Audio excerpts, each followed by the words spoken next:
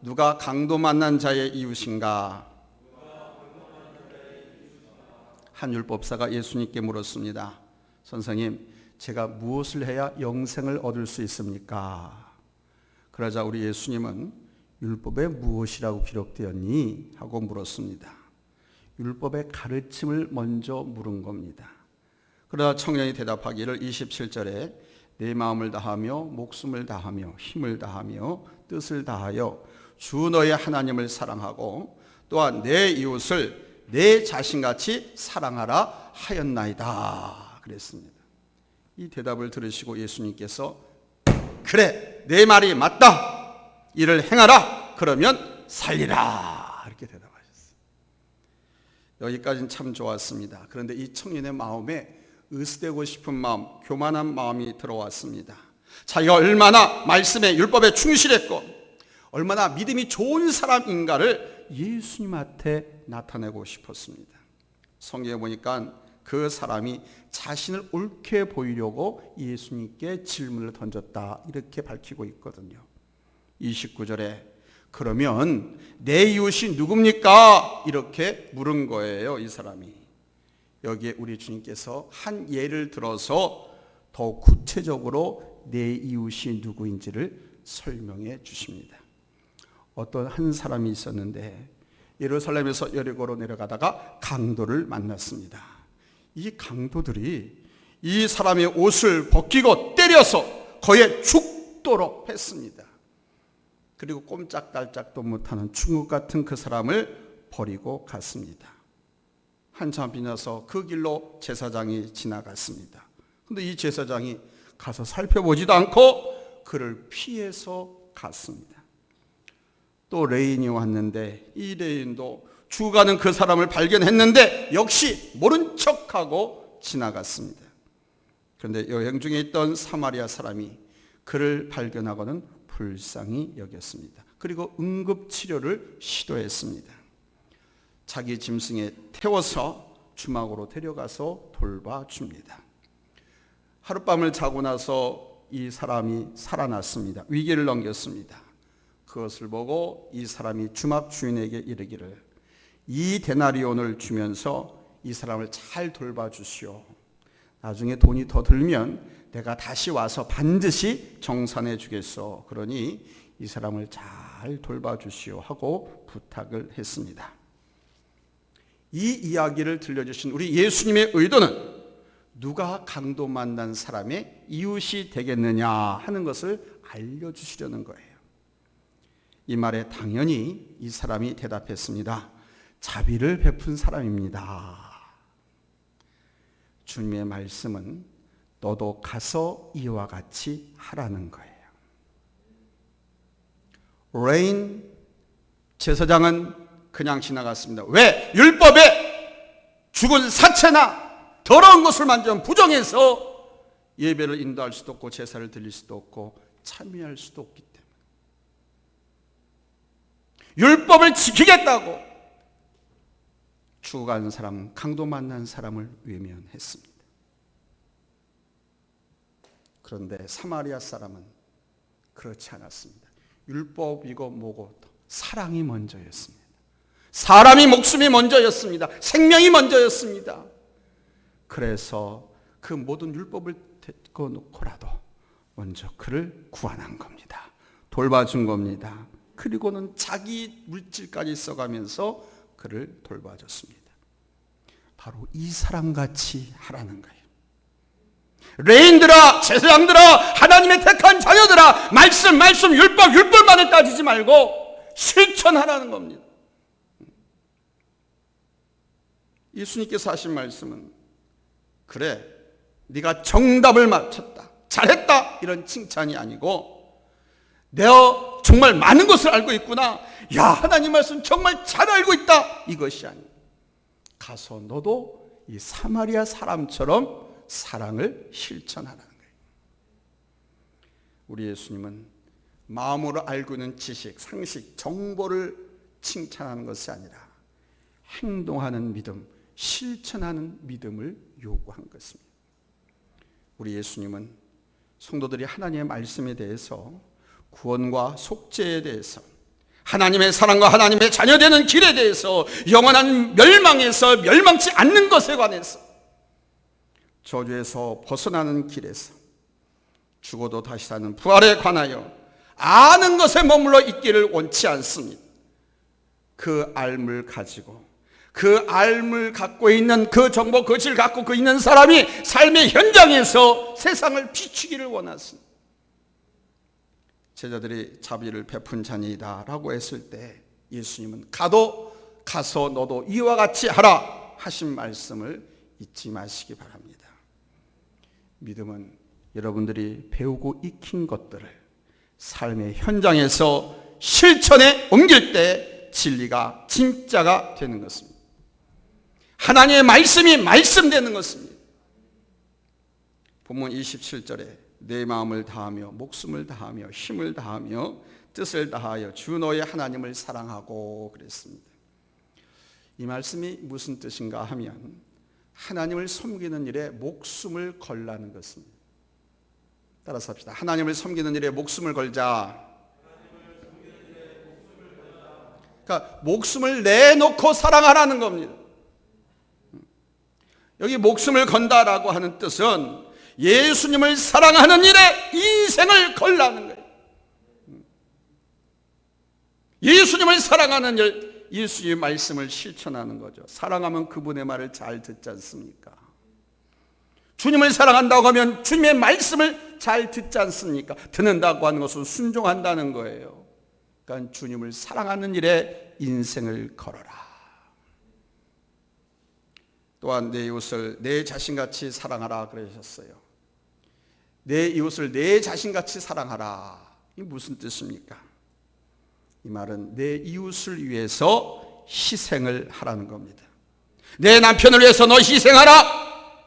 내 아내를 위해서 너 희생하라. 맞습니다. 내 자식을 위해서 희생하라. 내 부모를 위해서 희생하라. 내 이웃집 사람을 위해서 희생하라. 이웃을 위해서 희생하라는 거예요. 나 위에 삼자가 이웃입니다. 이웃의 문제를 내가 대신 지고 가라는 것입니다. 대신 감당하라는 거예요. 여기서 말씀하시는 사랑은 감정에서 끝나는 사랑이 아닙니다. 실천하는 사랑을 말하는 거예요. 우리 기독교는 믿음의 종교이지만 삶 속에 실천이 없는 믿음은 아무 의미가 없습니다. 부모님을 사랑한다 하고 말만 골뱉고 나면 무슨 소용이 있겠습니까? 냉골에서 떨고 있는 노부모, 몸이 아파도 병원에 가지 못하고 있는 그 부모를 말로만 섬긴다면 그것이 사랑입니까? 오늘 말씀은 율법사가 영생을 얻으려면 어떻게 해야 합니까? 라고 묻는 질문에서 시작되었습니다. 구원을 얻고 영생을 얻으려면 우리 예수님 믿으면 되는 거 아닙니까? 이 질문에 예수님께서 그래? 영생을 얻으려면 나를 믿으면 돼. 나를 믿어. 이렇게 말씀하시면 되는데 예수님은 그렇게 말씀하시지 않았습니다. 이웃에 대해 말씀하시면서 너도 가서 이와 같이 행하라. 여러분 왜 그런지 아십니까? 지금 이 율법사는요 하나님 말씀을 모르는 사람이 아닙니다. 믿음이 없는 사람이 아닙니다. 율법사라고 그랬어요. 학자입니다. 하나님의 말씀에 관한 줄줄줄 다 꿰고 있는 사람입니다. 이미 하나님을 믿고 있고 율법을 잘 지켜온 사람입니다. 바로 그겁니다. 그 위에 실천하는 믿음, 사랑을 전하는 삶을 살라는 것입니다. 이 사람의 그 삶이 없었다는 거예요. 오늘 이 예배 자리에 계신 여러분들은 모두 다 이미 구원받은 하나님의 자녀들인 줄로 믿습니다. 영적인 복뿐만 아니라 세상의 물질적인 복도 크게 누리신 분들이고 누리실 분들입니다. 그러나 이제 여기에 플러스 알파가 있어요. 그것은 바로 사랑입니다. 사랑은 관념이 아닙니다. 사랑은 실천입니다. 내가 이웃이 되어주는 삶, 사랑을 전하는 삶. 여러분 이 삶이 우리에게 필요한 것을 믿으시기 바랍니다. 그래서 다시 성도에게 희망이 있고 다시 교회에 희망이 있는 우리 교회가 될 수 있기를 바랍니다. 주님을 믿고 영생을 얻은 사람, 그 주의 발자취를 따라 주님을 닮아가는 삶을 살고자 힘쓰는 사람들을 가르쳐서 세상은 그리스도인이라고 부르는 거예요. 그러므로 그리스도인들은 이 땅에서 희생적 삶을 삽니다. 십자가를 지고 갑니다.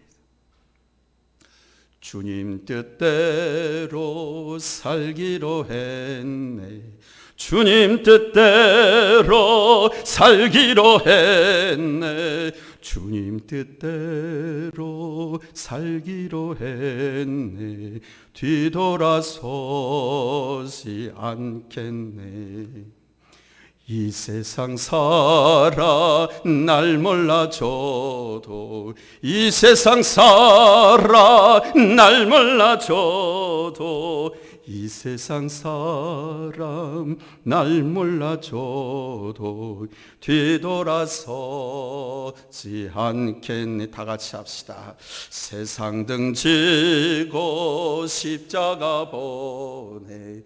세상 등지고 십자가 보내. 세상 등지고 십자가 보내. 뒤돌아서지 않게 주님 뜻대로, 주님 뜻대로 살기로 했네. 주님 뜻대로 살기로 했네. 주님 뜻대로 살기로 했네. 뒤돌아서지 않겠네. 그동안 우리는 축복에 관한 많은 설교를 들으셨습니다. 승리에 관한, 행복에 관한, 성공에 관한 많은 말씀을 들었습니다. 믿음 안에서 주어지는 충성된 하나님의 자녀들에게 하나님께서 약속하시고 예비하실 축복들, 특혜에 관해서 얼마나 많이 들었는지 모릅니다. 그리고 그 길에 대해서 수많은 복 있는 소식도 들으셨습니다. 그러나 성경은 그런 소식만 있는 것이 아닙니다. 주님은 오늘 우리에게 자비를 베풀라고 말씀하십니다. 19세기의 영웅 프랑스의 황제 나폴레옹이 한 번은 신하들과 함께 길을 가게 됐습니다. 한참을 길을 가는데 베란간 숲속에서 한 소녀가 달려나와서 나폴레옹 앞에 무릎을 꿇고 애원을 했습니다. 황제폐하, 황제폐하, 제 아버지를 좀 용서해 주세요. 살려주세요. 머리를 땅에 쪼아리면서 피가 터진, 그러면서 울면서 아버지를 살려달라고, 용서해달라고 나폴레옹 황제한테 읍소했습니다. 무슨 사연이 있느냐고 물었습니다. 소녀가 말합니다. 제 아비가 나라법을 어겨서 사형 선고를 받았습니다. 대뜸 나폴레옹이 말했습니다. 법을 어겼으니 어쩔 수가 없지 않느냐. 그러자 이 소년 더 머리를 쪼아리면서 피가 터지면서 황제한테 읍소했습니다. 호소했습니다. 황제폐하, 잘 알고 있습니다. 잘 알고 있습니다. 그러나 저는 황제폐하한테 정의를 요구하는 것이 아니라 자비를 탄원하는 겁니다. 자비를 베풀어 주세요. 자비를 베풀어 주세요. 우리 아버지를 용서해 주시고 살려주세요. 살려주세요. 침묵을 지키던 이 나폴레옹이 말했습니다. 그래, 알았다. 내 말에 내 아버지를 용서하니 돌아가거라. 이것이 바로 자비인 것입니다. 자격이 있어서 얻는 것이 아닙니다. 자격이 없고 죽어 마땅하고 사형당해야 마땅한 죄인이지만 하나님의 무조건적인 은혜와 자비로 구원을 얻은 것입니다. 하나님의 자녀가 된 것입니다.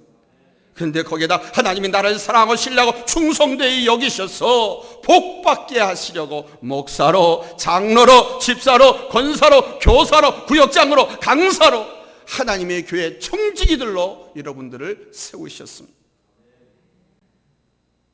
우리가 이렇게 지금 교회에 나와서 하나님을 아버지라고 부르면서 예배를 드리고 찬송을 드리는 것, 다 우리 하나님의 자비의 덕분입니다. 사랑하는 성도 여러분, 복된, 또 복을 받아야 할 하나님의 자녀, 성도의 삶이 어떠해야 되겠습니까? 오늘 우리에게 주시는 말씀이 바로 이것입니다. 너도 가서 이와 같이 하라. 너도 가서 이웃에게 자비를 베풀라. 이웃에게 사랑을 베풀며 하나님의 나라와 교회를 빛내라.